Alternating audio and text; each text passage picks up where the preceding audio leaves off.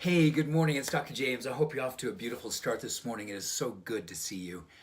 I am so deeply grateful to lay eyes on you. And yeah, gosh, you ever have those mornings where you're just moved to tears because you realize how precious life is?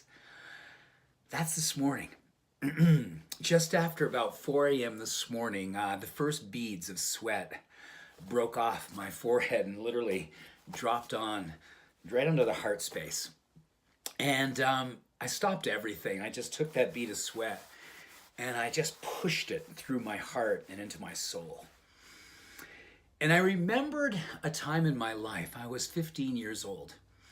And I was doing drugs, I was doing alcohol, I was doing depression, I was doing anxiety. I was doing myself so bad. And I had that opportunity one beautiful morning like this morning.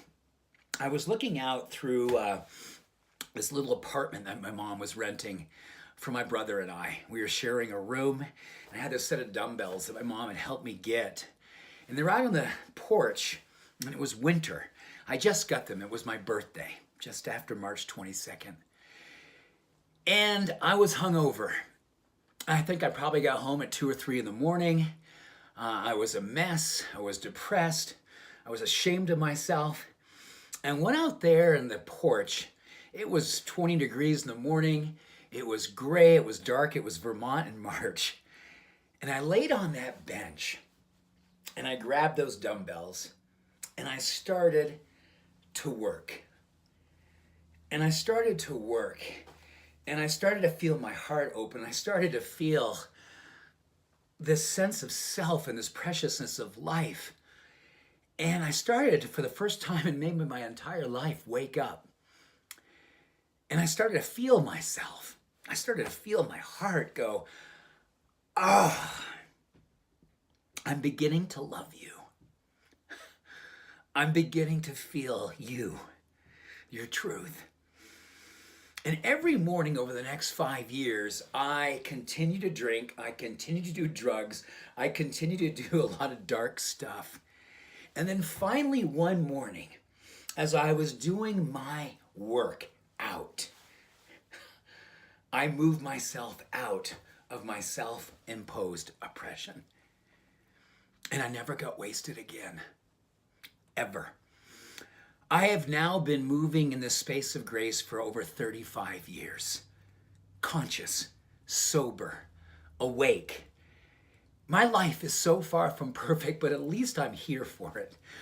I haven't anesthetized through drugs and alcohol for so long now that I get a chance now when I'm having a dark day to be present for it and be using my drug of choice of self-acceptance and self-compassion.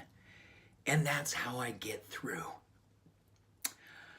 I'm sharing this morning with you because I was overcome with such a deep sense of humble gratitude as that first sense of self started to wake myself up this morning as I was rubbing that sweat bead into my soul. And I said, God, thank you. Thank you. Thank you for giving me the courage to push through. Thank you for giving me the courage to love myself and accept myself and love myself into another day, to learn how I can be the person that I love to be, sober and awake and alive. It just happened this morning.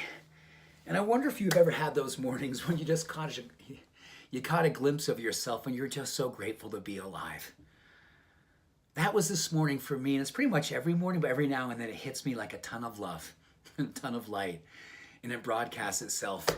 And I couldn't wait to get up this morning, move my body, go to in my prayers, and then we're up here to tell you, don't be afraid to be your greatest self today. Anything that's in the way of you shining your light, outlove it.